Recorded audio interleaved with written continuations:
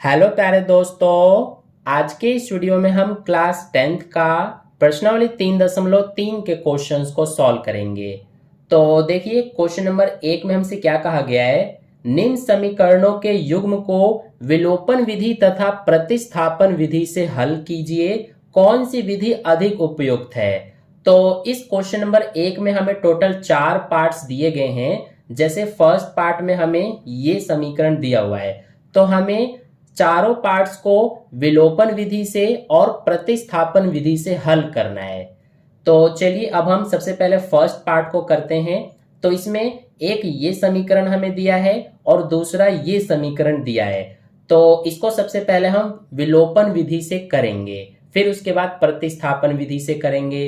तो विलोपन विधि से हम कैसे करते हैं। ये जो हमें पहला समीकरण दिया है x प्लस वाई बराबर 5, ये तो हो जाएगा समीकरण नंबर 1।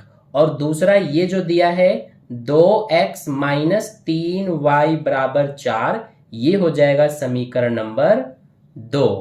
तो देखिए अब ध्यान से समझना विलोपन विधि से हम कैसे हल करते हैं। यहां पर ये जो दोनों हमारे समीकरण है, तो इसमें चर क्या है, x और y है दोनों में। तो सबसे पहले हम दोनों ही समीकरण में या तो x या फिर y दोनों में से किसी का भी, यानी x या फिर y किसी का भी, हम दोनों ही समीकरण में गुणांक को बराबर करते हैं। देखिए इस पहले समीकरण में x का गुणांक कुछ नहीं है, गुणांक यानी कि x के साथ कोई संख्या नहीं है, तो 1 मानेंगे। और दूसरे समीकरण में x का गुणांक 2 है, तो ये अलग अलग है। तो हम क्या करेंगे कि दोनों समीकरण में x का गुणांक को बराबर करेंगे, ठीक है। या फिर आप y के गुणांक को भी बराबर कर सकते हैं दोनों समीकरण में। तो मैं यहाँ पर x के गुणांक को बराबर करूंगा, तो इसके लिए हमें क्या करना पड़ेगा कि इस पहले वाले समीकरण में पूरे में हमें 2 से गुणा करना पड़ेगा। जब इस पूरे समीकरण में 2 से गुणा कर देंगे तो हमारा ये 2x बन जाएगा, ठीक है। तो अब हम सबसे पहले यहां पर लिखेंगे कि समीकरण 1 में 2 से गुणा करने पर, तो देखिए समीकरण 1 में हमारा सबसे पहले x है, x में 2 का गुणा करेंगे तो 2x हो जाएगा। फिर y है, तो y में 2 का करेंगे 2y हो जाएगा। फिर 5 है, इसमें 2 का गुणा करेंगे तो 10 हो जाएगा। ध्यान रखना आपको इस पूरे समीकरण में सबसे 2 का गुणा करना पड़ेगा, ठीक है। तो हमारा ये आ गया, इसको हम समीकरण 3 का नाम देंगे। अब तो हमारा ये समीकरण 3 हो गया। अब इसके बाद हम क्या करेंगे कि इस समीकरण 3 में से हम इस समीकरण 2 को घटा देंगे, ठीक है। तो यहां पर अब हम लिखेंगे सबसे पहले कि समीकरण 3 में से 2 को घटाने पर, तो समीकरण 3 में से हम 2 को घटा रहे हैं, तो 3 जो समीकरण है इसको हम पहले लिखेंगे 2x प्लस 2y बराबर 10। और समीकरण 2 को हम इसके नीचे लिखेंगे, क्या है, 2x माइनस 3y बराबर 4। अब देखिए जब भी हम इस तरह से घटाते हैं समीकरण को, तो जो ये नीचे वाला हमारा होता है समीकरण, इसके सभी पदों के निशान चेंज हो जाते हैं। जैसे ये 2x, इसके आगे कोई निशान नहीं है तो प्लस माना जाएगा, तो इसका निशान चेंज होके माइनस हो जाएगा। ये देखिए 3y माइनस में है, इसका निशान चेंज होके प्लस हो जाएगा। और ये 4 प्लस में है, ये माइनस में हो जाएगा, ठीक है। अब देखिए ये 2x प्लस का है, ये 2x माइनस का है, तो ये कैंसिल हो जाएगा, यानी कि कट जाएगा। अब ये 2y और ये 3y दोनों प्लस में है, तो ये हो जाएगा 5y बराबर 10 में से 4 माइनस हो रहा है तो 6 बचेगा। तो y का मान क्या आ जाएगा, ये 6, 5 इधर जाके भाग में हो जाएगा, तो y का मान आप देख सकते हैं 6/5 आ गया, ठीक है। ये जो हमने किया है यही हमारा विलोपन विधि होता है। इसमें हम क्या करते हैं कि दोनों ही समीकरण में से या तो x वाला या फिर y वाला को हमें काटना होता है, यानी कि कैंसिल करना होता है। यहाँ पर देखिए हमने x वाले को कैंसिल कर दिया, तो y का मान हमारा 6/5 आ गया। अब हम x का मान निकालेंगे, तो उसके लिए इस y का मान हम समीकरण 1 में रख देंगे। ठीक है, तो यहां पर हम लिखेंगे कि y का मान समीकरण 1 में रखने पर, तो समीकरण 1 हमारा ये है, सबसे पहले x है तो x लिखेंगे, प्लस y है, y का मान हमें 6/5 लेना है, बराबर में 5 है। अब 6/5 इधर ले जाएंगे तो इधर x बचेगा, तो ये 5 6/5 हमारा इधर जाके माइनस हो जाएगा। तो अब इसको सॉल्व करेंगे, इसके नीचे 1 मानेंगे, अब 1 और 5 का एलसीएम करेंगे 5 आएगा, 1 से 5 को भाग करेंगे तो 5 आएगा, 5 का 5 में गुणा 25 माइनस यहां पे 5 से 5 को भाग करेंगे 1 आएगा, 1 का 6 में गुणा करेंगे तो 6, तो x का मान आ जाएगा 25 में से 6 माइनस करेंगे 19/5, तो ये आ गया हमारा x का मान। तो ये हमने कर दिया विलोपन विधि से जो ये फर्स्ट पार्ट है इसका हल कंप्लीट। ठीक है, अब हमें बोला है कि प्रतिस्थापन विधि से भी हल करने के लिए, तो प्रतिस्थापन विधि आपने 3.2 में बहुत अच्छे से सीख लिया है, फिर भी मैं आपको यहां पर करा देता हूं।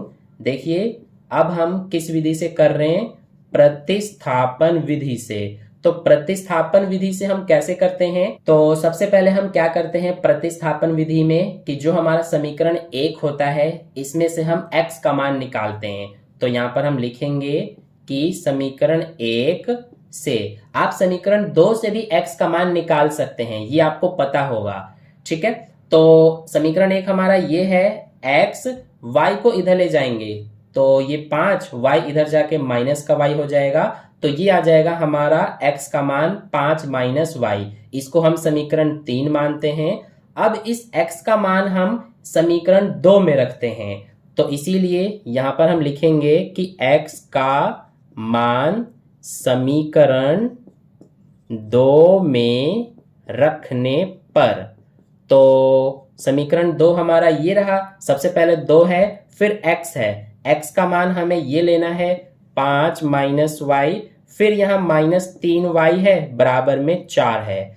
अब 2 का 5 में गुणा होगा 10, 2 का माइनस y में होगा तो -2y, ये -3y बराबर 4, ये -2y -3y माइनस का 5y हो जाएगा, 10 इधर जाके माइनस हो जाएगा 4 में से, तो 4 में से 10 को माइनस करेंगे तो माइनस का 6 आएगा, माइनस से माइनस कटेगा तो y का मान 6, ये 5 इधर जाके भाग हो जाएगा, तो y का मान हमने निकाल लिया 6/5। देखिए विलोपन विधि से भी हमारा 6/5 ही आया था। ठीक है, और इसमें भी प्रतिस्थापन विधि में भी 6/5 ही आया है। अब निकालेंगे x का मान, तो उसके लिए इस y का मान हम समीकरण 3 में रख देंगे या फिर समीकरण 1 या 2 में भी रख सकते हैं। तो यहां पर लिखेंगे y का मान समीकरण, मैं समीकरण 1 में रख रहा हूं, तो y का मान समीकरण 1 में रखने पर, तो समीकरण 1 हमारा ये रहा, सबसे पहले x प्लस में क्या है y का मान हमें लेना है 6/5 बराबर में 5। अब देखिए ये जो कंडीशन है ये हमारा यहां पर भी था, हमने y का मान समीकरण 1 में रखा था, इसमें भी y का मान समीकरण 1 में हम रख रहे हैं, तो इसको सॉल्व करने पे x का मान 19/5 आया था, तो इसको सॉल्व करने पे भी x का मान 19/5 ही आएगा। ठीक है, ये हमने विलोपन विधि से करने के लिए किया था और ये हम प्रतिस्थापन विधि से करने के लिए कर रहे हैं। ठीक है, तो ये हो गया हमारा फर्स्ट पार्ट का सॉल्यूशन कंप्लीट। अब चलिए सेकंड पार्ट को करते हैं। तो देखिए सेकंड पार्ट में हमें ये 2 समीकरण दिए हुए हैं, तो ये हो जाएगा समीकरण 1 और ये समीकरण 2। अब हम विलोपन विधि से करने के लिए क्या करते हैं कि हम समीकरण 1 और 2 दोनों समीकरण में x या फिर y के गुणांक को बराबर करते हैं। तो देखिए यहाँ पर समीकरण 1 में x का गुणांक 3 है और समीकरण 2 में x का गुणांक 2 है, तो इन दोनों के गुणांक को बराबर करना थोड़ा मुश्किल होगा, वैसे हो सकता है लेकिन थोड़ा सा मुश्किल होगा।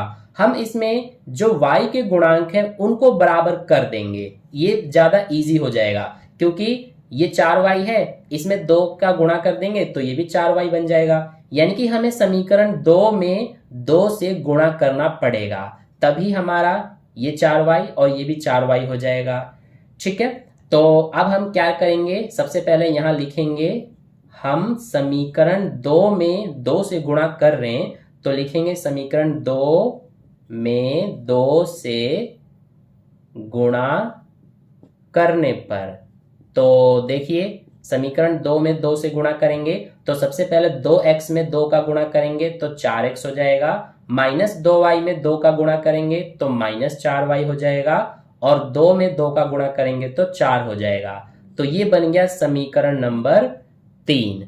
ठीक है, अब क्या करते हैं हम कि देखिए हमने ये जो समीकरण बनाया है ये इस 2 वाले समीकरण से बनाया है, यानी समीकरण 2 में ही 2 का गुणा करके ये समीकरण लिखा है। तो इस बार हम क्या करेंगे कि इसको थोड़ा ध्यान से समझना, ये जो समीकरण 1 और समीकरण 3 है इन दोनों को हम लेंगे और दोनों को जोड़ेंगे, हम समीकरण 1 और समीकरण 3 को जोड़ेंगे, क्योंकि ये जो 4y है ये प्लस का है और इसमें ये 4y हमारा माइनस का है। तो अगर हम इन दोनों को घटाएंगे तो हमारे ये नहीं कट सकते, हमें इसको और इसको जोड़ना पड़ेगा। ठीक है, क्योंकि जब हम घटाते हैं तो निशान चेंज हो जाता है, तो इसीलिए ये दोनों नहीं कट पाएंगे। तो इसीलिए हम समीकरण 1 और समीकरण 3 को जोड़ देंगे। तो यहां पर हम लिखेंगे कि समीकरण 1 व 3 को जोड़ने पर, तो समीकरण 1 हमारा ये रहा 3x प्लस में 4y बराबर 10, समीकरण 3 ये रहा 4x माइनस 4y बराबर 4। तो जब हम दोनों समीकरण को जोड़ते हैं तो निशान चेंज नहीं होते, यही हमारा रहेगा। जब घटाते हैं तो निशान चेंज होता है, ये बात आपको याद रखना है। तो देखिए ये 3x और 4x दोनों जुड़ जाएंगे तो ये 7x हो जाएगा, ये 4y प्लस का ये 4y माइनस का ये हमारा कैंसिल हो रहा है, और ये 10 और 4 ये हो जाएगा 14। तो 7x बराबर 14 हो गया, तो x बराबर क्या हो जाएगा, 7 इधर जाके भाग हो जाएगा, तो x का मान हमारा 2 आ जाएगा। ठीक है, तो x का मान निकल गया। अब हम y का मान निकालने के लिए क्या करेंगे कि इस x का मान समीकरण 1 में रख देंगे। तो यहां पर देखिए यहां लिखेंगे हम कि x का मान समीकरण 1 में रखने पर, तो समीकरण 1 ये रहा, सबसे पहले 3 है, फिर x का मान हमें 2 लेना है, प्लस 4y बराबर 10, ये 3 दूना 6 हो जाएगा, 6 इधर जाके माइनस हो जाएगा तो इधर 4y बचेगा, तो 10 में से ये 6 माइनस होके 4 बचेगा, तो y का मान 4 इधर जाके भाग हो जाएगा, तो 1 आ जाएगा हमारा y का मान। ठीक है, तो हमने y का मान भी निकाल लिया और x का मान निकाल लिया, तो ये हो गया हमारा विलोपन विधि से हल कंप्लीट। अब हम करेंगे प्रतिस्थापन विधि से। तो प्रतिस्थापन विधि से करने के लिए सबसे पहले हम समीकरण 1 से x का मान निकालेंगे। तो यहां पे लिखेंगे समीकरण 1 से, यहां से हमारा प्रतिस्थापन विधि स्टार्ट हो रहा है। ठीक है, तो ये हमारा है 3x, 4y को इधर ले जाएंगे तो 10 माइनस 4y हो जाएगा, तो x बराबर क्या आएगा, ये 10 माइनस 4y ये बटे में 3 आ जाएगा। तो ये हो गया समीकरण 3। अब ये x का मान हो गया, तो इस x का मान समीकरण 2 में रख देंगे। तो यहां लिखेंगे हम कि x का मान समीकरण 2 में रखने पर, तो समीकरण 2 ये रहा, सबसे पहले 2 है तो 2 लिखेंगे, फिर x का मान हमें ये लेना है 10 माइनस 4y बटे में 3, माइनस का 2y बराबर में 2 है। अब सबसे पहले 2 का 10 में गुणा होगा, तो 2 का 10 में गुणा करेंगे तो ये हो जाएगा हमारा 20, फिर 2 का माइनस 4y में होगा तो माइनस का 8y हो जाएगा, बटे में क्या है 3 और माइनस में है 2y बराबर में 2। इसके नीचे 1 मानेंगे, 3 और 1 का एलसीएम करेंगे तो 3 आएगा, इस 3 से 3 को भाग करेंगे 1 आएगा, 1 का इसमें गुणा होगा तो यही आएगा 20 माइनस 8y।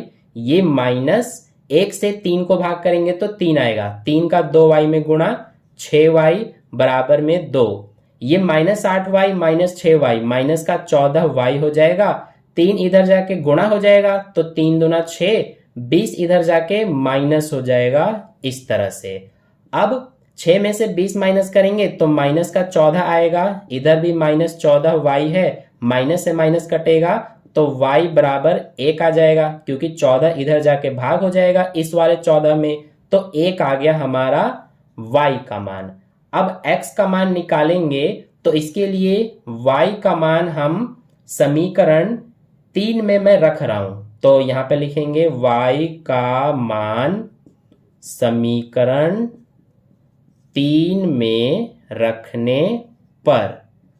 तो समीकरण 3 ये रहा। सबसे पहले x बराबर 10 माइनस 4, y का मान हमें 1 लेना है, बटे में क्या है 3, तो x बराबर ये 10, ये 4 एकम 4 बटे में 3, तो ये 10 माइनस 4 6 बटे में 3, 3 एकम 3, 3 दूना 6, तो x का मान हमारा आ गया 2। तो आप देख सकते हैं विलोपन विधि से भी x का मान 2 और y का मान 1 आया था, और प्रतिस्थापन विधि से भी x का मान 2 और y का मान 1 आया। तो ये हो गया हमारा सेकंड पार्ट का सॉल्यूशन कंप्लीट। अब चलिए थर्ड पार्ट को करते हैं। तो थर्ड पार्ट में हमें ये 2 समीकरण दिए गए हैं। अब देखिए इनको सबसे पहले हम अरेंज करके लिखेंगे, इनको व्यवस्थित करेंगे। सबसे पहले ये 3x माइनस 5y, माइनस 4 को इधर लिखेंगे बराबर के, तो प्लस का 4 हो जाएगा। अब ये हो गया समीकरण 1, और इसको भी व्यवस्थित करेंगे। ये 9x, 2y को इधर लाएंगे, माइनस का 2y हो जाएगा, इधर 7 बचेगा, तो ये हो गया समीकरण 2। ठीक है, अब हम क्या करते हैं कि इसमें हम ये देखते हैं कि दोनों समीकरण में x या फिर y के गुणांक बराबर होने चाहिए। तो इसमें हमारा x का गुणांक 3 है, इसमें 9 है, इसमें y का गुणांक ये -5 है, इसमें -2 है, तो बराबर नहीं है, तो हमें अब बराबर करना पड़ेगा।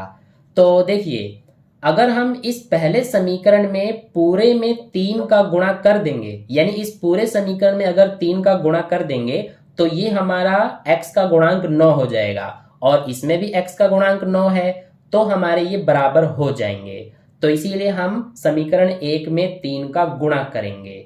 ठीक है, तो यहाँ पर लिखेंगे हम कि समीकरण 1 में 3 का गुणा करने पर, तो समीकरण 1 में 3 का गुणा करेंगे तो ये हो जाएगा 3 तिया 9x, ये हो जाएगा माइनस का 3 पंजे 15y, ये हो जाएगा 12। तो ये हमारा हो गया समीकरण 3। ठीक है, अब हम क्या करेंगे कि यहाँ पर 9x माइनस 15y बराबर 12 है, और यहाँ पर 9x माइनस 2y बराबर 7 है। तो हमें क्या करना पड़ेगा कि इस 3 में से 2 को घटाना पड़ेगा, क्योंकि जब हम घटाएंगे तो निशान चेंज होगा इसका, तो निशान चेंज होगा तो ये और ये कट जाएगा। इसमें हमें जोड़ना नहीं है दोनों को, इसमें घटाना पड़ेगा, क्योंकि घटाने पर निशान चेंज होता है, तो इसका निशान चेंज हो जाएगा, ये माइनस में हो जाएगा और ये प्लस में, तो ये दोनों कट जाएंगे। ये बात आपको अपने माइंड में सोच लेना है कि आपको जोड़ना पड़ेगा या घटाना पड़ेगा। ठीक है, तो यहाँ पर हमें 3 में से 2 को घटाना है, तो यहाँ लिखेंगे कि समीकरण 3 में से 2 को घटाने पर, तो देखिए समीकरण 3 ये है हमारा 9x माइनस 15y बराबर 12। समीकरण 2 ये है 9x माइनस 2y बराबर 7। तो हम इसमें से इसको घटा रहे हैं, इसीलिए निशान चेंज होगा, ये माइनस का हो जाएगा, ये माइनस है तो प्लस का, ये भी माइनस का, तो ये हमारा कट जाएगा। यहाँ minus 15y plus 2y, minus plus minus, तो घटाएंगे तो 13y बचेगा। बड़ा ये है, इसके आगे माइनस है तो माइनस लगेगा। इधर 12 में से 7 माइनस हो रहा है तो 5 बचेगा। अब y का मान निकालेंगे तो ये 5, ये -13 इसके साथ गुणा में है, इधर आके भाग में हो जाएगा, तो ये हो गया हमारा, लेकिन नीचे माइनस हम नहीं लिखते हैं तो इसीलिए इसको ऊपर यहां लिख देंगे। -5/13 ये हो गया y का मान। ठीक है, तो y का मान निकाल लिया हमने। अब हम निकालेंगे x का मान। तो इसके लिए क्या करेंगे कि इस y का मान समीकरण 1 में रख देंगे। तो यहां लिखेंगे y का मान समीकरण 1 में रखने पर, तो समीकरण 1 हमारा ये रहा। सबसे पहले 3x - 5, y का मान हमारा ये रहा -5/13, फिर क्या है बराबर में 4। अब ये 3x -5 और -5 का गुणा होगा तो प्लस का 25 हो जाएगा, बटे में 13 बराबर 4। अब इस 25/13 को इधर ले जाएंगे तो इधर 3x बचेगा, ये 4, ये इधर जाके माइनस का 25/13 हो जाएगा।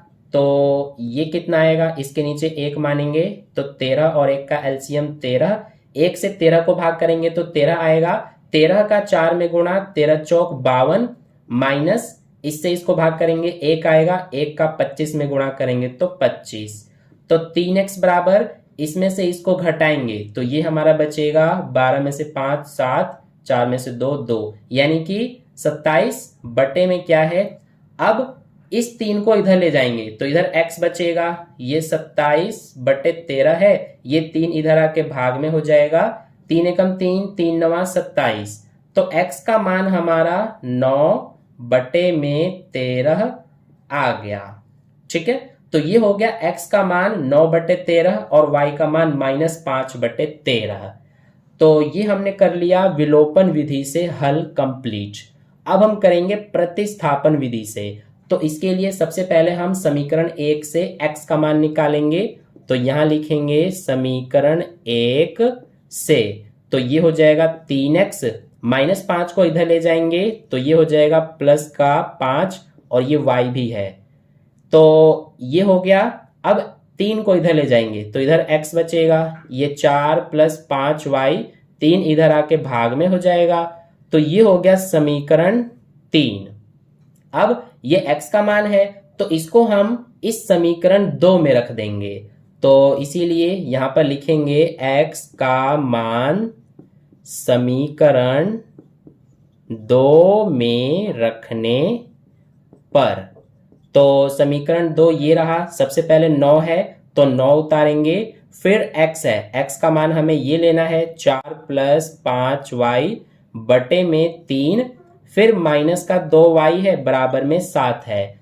अब ये 3 एकम 3, 3 तिया 9 कट जाएगा, 3 का 4 में गुणा होगा, 3 चौक 12, 3 का 5y में होगा तो 15y, माइनस में क्या है 2y बराबर 7।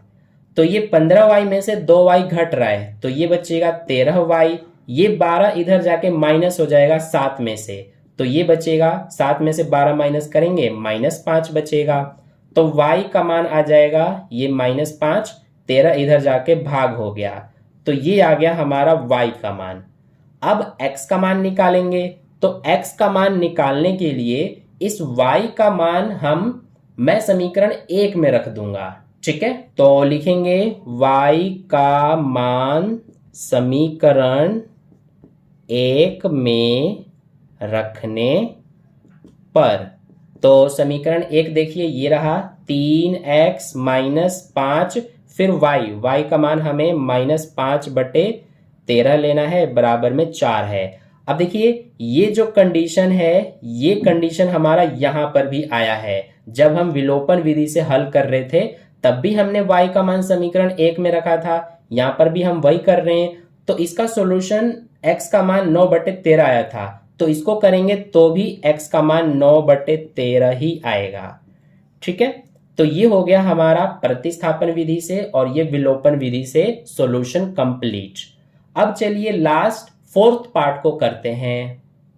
तो 4th पार्ट में हमें ये समीकरण दिए गए हैं, इनको सबसे पहले हम सिंप्लीफाई करेंगे। ये 2 और 3 का एलसीएम करेंगे तो 6 आएगा, 2 से 6 को भाग करेंगे 3 आएगा, 3 का x में गुणा 3x, प्लस 3 से 6 को भाग करेंगे 2 आएगा, 2 का 2y में गुणा 4y, बराबर -1। अब ये 3x प्लस 4y, ये हमारा है 4y, ठीक है। और 6 इधर जाके गुणा हो जाएगा -1 में, तो -6 हो जाएगा। तो ये बन गया समीकरण 1। अब इसको भी करेंगे, इसके नीचे 1 मानेंगे तो 1 और 3 का एलसीएम 3, 1 से 3 को भाग करेंगे 3 आएगा, 3 का x में गुणा 3x, माइनस 3 से 3 को भाग 1, 1 का y में गुणा 1y आएगा, यानी कि y बराबर में 3। ये हमारा 3x माइनस वाई, 3 इधर जाके गुणा हो जाएगा तो 9 हो जाएगा। ये बन गया समीकरण 2, ठीक है। अब इसमें देखिए हम क्या देखते हैं कि दोनों समीकरण में x या y के गुणांक बराबर हों। तो यहां देखिए इसमें x का गुणांक 3 है, इसमें भी x का गुणांक 3 ही है, यानी कि इसमें हमारा क्या हुआ कि दोनों समीकरण में x के गुणांक पहले से ही बराबर हैं। तो इसीलिए इसमें हमें गुणा नहीं करना पड़ेगा किसी भी समीकरण में, ठीक है। डायरेक्ट हम क्या कर देंगे कि इस समीकरण 1 में से 2 को घटा देंगे। तो यहां पर लिखेंगे हम कि समीकरण 1 में से 2 को घटाने पर, तो समीकरण 1 ये रहा 3x प्लस 4y बराबर -6। समीकरण 2 ये रहा 3x माइनस वाई बराबर 9। अब हम घटा रहे हैं तो इनके निशान चेंज होंगे, ये माइनस हो जाएगा, ये प्लस, ये माइनस, तो ये कट जाएगा, ये कैंसिल हो गया। ये 4y प्लस वाई 5y हो गया, ये -6 -9 माइनस का 15 हो गया। तो y का मान क्या आ जाएगा, ये 5 इधर जाके भाग हो जाएगा -15 में, तो माइनस का 3 आ जाएगा y का मान, ठीक है। तो ये हमने निकाल लिया y का मान। अब हम निकालेंगे x का मान। तो x का मान निकालने के लिए इस y का मान समीकरण 1 में रख देंगे। तो यहां लिखेंगे y का मान समीकरण 1 में रखने पर, तो समीकरण 1 ये रहा 3x प्लस 4, y का मान -3 बराबर -6। तो ये हो जाएगा 3x, ये 4 का -3 में गुणा करेंगे -12 हो जाएगा, -12 इधर जाएगा तो +12 हो जाएगा, तो ये हमारा +12 हो गया। तो 3x बराबर क्या आएगा, माइनस प्लस माइनस, तो इसको सॉल्व करेंगे तो 6 आएगा। तो x का मान ये इधर जाके भाग हो जाएगा तो 2 आएगा x का मान, ठीक है। तो हमने x और y का मान निकाल दिया। अब हम करेंगे इसको प्रतिस्थापन विधि से। तो इसके लिए सबसे पहले समीकरण 1 से x का मान निकालेंगे। तो यहां लिखेंगे समीकरण 1 से, तो यहां से ये हो जाएगा 3x, 4y को इधर ले जाएंगे तो ये -6, ये 4y इधर जाके -4y हो जाएगा। तो x का मान क्या आएगा, -6 -4y, 3 इधर जाके भाग में हो जाएगा। तो ये बन गया हमारा समीकरण 3, ये आ गया x का मान। इसको अब हम क्या करेंगे कि समीकरण 2 में रख देंगे।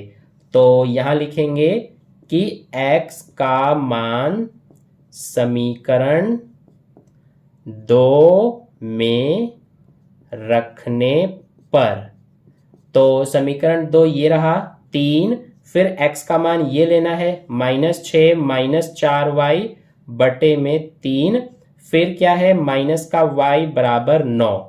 अब इस 3 से ये 3 कट जाएगा तो -6 -4y माइनस क्या है हमारा y बराबर 9 बचा। अब ये -4y -y माइनस का 5y हो जाएगा, ये -6 इधर जाके प्लस हो जाएगा तो 9 और ये +6 15 हो गया। तो y बराबर क्या आ जाएगा 15, ये -5 आ गया बटे में 5 एकम 5, 5 दिया 15, y बराबर ये माइनस और 3, तो y -3 आ गया। अब निकालेंगे x का मान। तो इसके लिए इस y का मान समीकरण 1 में रख देंगे। तो यहां लिखेंगे y का मान समीकरण 1 में रखने पर, तो देखिए ये 3x प्लस 4, y का मान -3, बराबर -6। अब देखिए ये जो कंडीशन है ये हमारा यहाँ पर भी बन रहा था जब हमने विलोपन विधि से किया था। तो इसको सॉल्व करने पर x बराबर 2 आया था, इसको सॉल्व करेंगे तो x बराबर 2 ही आएगा। तो ये हो गया हमारा फोर्थ पार्ट का सॉल्यूशन कंप्लीट।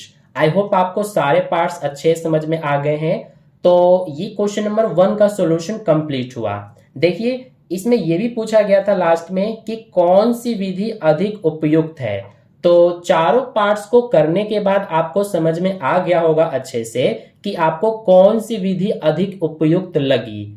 मेरे को तो विलोपन विधि ज्यादा उपयुक्त लगा क्योंकि इसमें हमें ज्यादा कोई सॉल्यूशन नहीं करना होता है, हमें एक को कैंसिल करके और दूसरे का आंसर निकालना होता है। लेकिन प्रतिस्थापन विधि भी थोड़ा लंबा चौड़ा होता है। तो मेरे को विलोपन विधि ज्यादा उपयुक्त लगा है। आपको कौन सा विधि ज्यादा उपयुक्त लगा है कमेंट बॉक्स में कमेंट करके जरूर बताना। तो इसके बाद क्वेश्चन नंबर 2 को नेक्स्ट वीडियो में करेंगे। अगर आपको इतना समझ में आ गया तो वीडियो को लाइक कर देना, अपने दोस्तों के साथ भी शेयर कर देना और चैनल को सब्सक्राइब करके बेल आइकन प्रेस कर लेना ताकि कोई भी वीडियो आपसे मिस ना हो पाए। तो मिलते हैं फिर नेक्स्ट वीडियो में, तब तक के लिए बाय बाय।